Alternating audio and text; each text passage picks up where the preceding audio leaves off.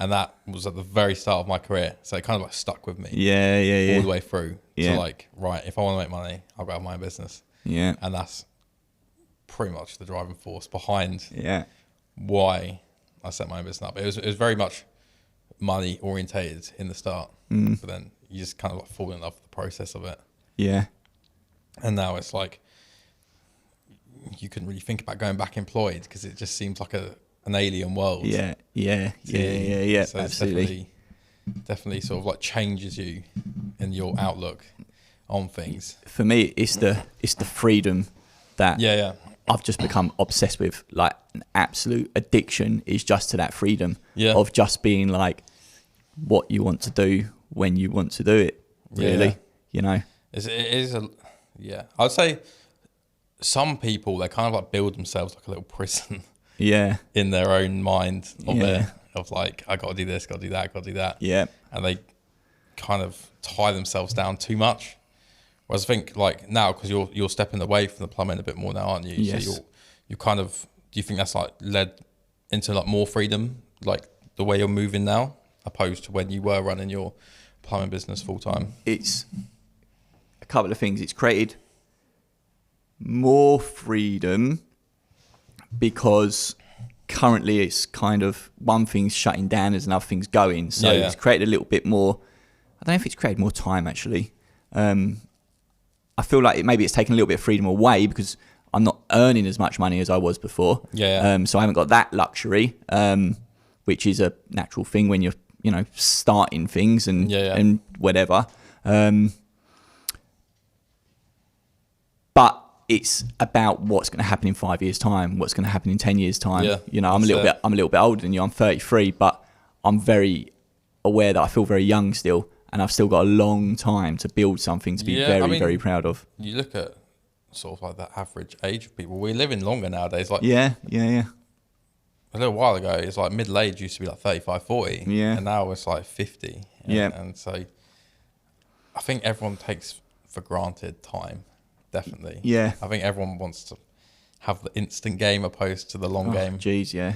And then when it comes to the long game, there's nothing there. Yeah. And I know we've spoken about this a lot, and one of the things is social media, of course, when you know, you get a lot of these chancers and these fakers on there who are like, look, mate, if you're not made it by the time you're 30, then what have you done with your life? You know, you've got to be entrepreneurship and you've got to have a Ferrari, as they're sitting on their hired Lamborghini or rented Lamborghini, giving it all the gang signs and all the rest of that fucking bollocks. So it's, you know, it is hard. I think it's very hard on young people. I think there's a lot of challenges on there. And you talk about mindset, and I know you're a big advocate of mental health and stuff like that. And that's why, you know, that's one of the reasons why I think a lot of young men in particular have got a lot of pressure and stress on their shoulders. I've definitely fallen into that trap. Yeah. Seeing like the other side of like the lifestyle that they portray. And you like look at it, you're like, oh man, like why aren't I there? And then you kind of like break it down, and you realise that half of it's not even real. And the other half, they are older. They have had the time to build up things. And the stories are just different. You don't know what's going on behind the scenes. You know, so there's a friend of mine who I was talking, and I was beating myself up a little bit because I was like, he's achieving this and he's achieving that, and he's doing certain things with property and things like that. And it was getting me down a little. And this was only a couple of months ago, really.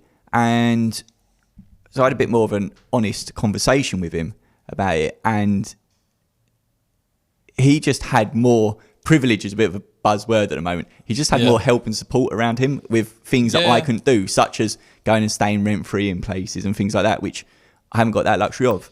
Yeah, I mean, it's always like, as you say, like your network is your net worth. Like, the more people you know, the easier it can be to like jump into places, as it were. I always think like the best entrepreneurs like are the ones that started of nothing and just like worked up to where they are, opposed to people that have like either inherited like mass amounts of money or like taken over a business that they've grown up around.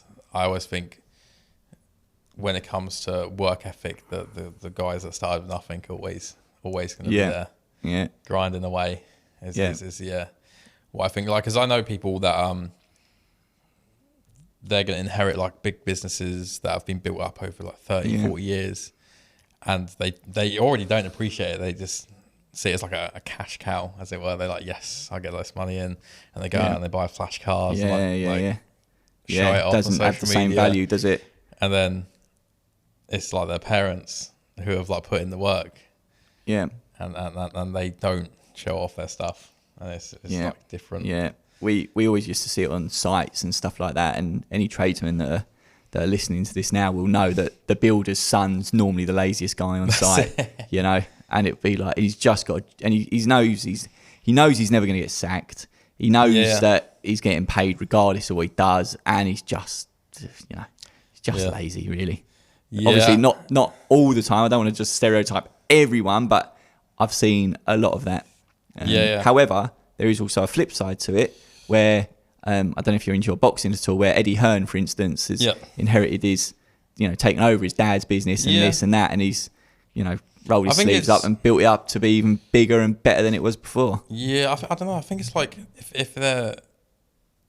if someone is going to come into that much money, I think if they're raised like not having everything, I feel like they have more drive, as it were, to like surpass what was done. But I think people that it's just like money isn't an object from the get go. Don't appreciate. I think the money. Exactly that. I think a lot of it. I mean, we're all individuals, aren't we? And it's up to you. And you don't have to be. You know, you can start off like that, and you can change. You know, you can. Definitely. Your path isn't set in stone. You can change. You can change your journey whenever you want. Definitely. As long as you're willing to put the work in. Yeah. I say, like, when I came to one of your events, and if you want to explain like the kind of trajectory you're going to now, like from going from your plumbing business to your new venture. So if you want to explain what your new venture is. So we do a lot on Instagram and a lot of talks and things like that, where exactly we're trying to get guys similar to us, you know, working class people under the age of 45, and try and say that there's a lot of bollocks out there to do with the Ferraris and this and all the rest of it. Here's an alternative way of living. Here's some guidance and some rules that you can put in place where you're not doing things to impress other people who don't give a fuck about you.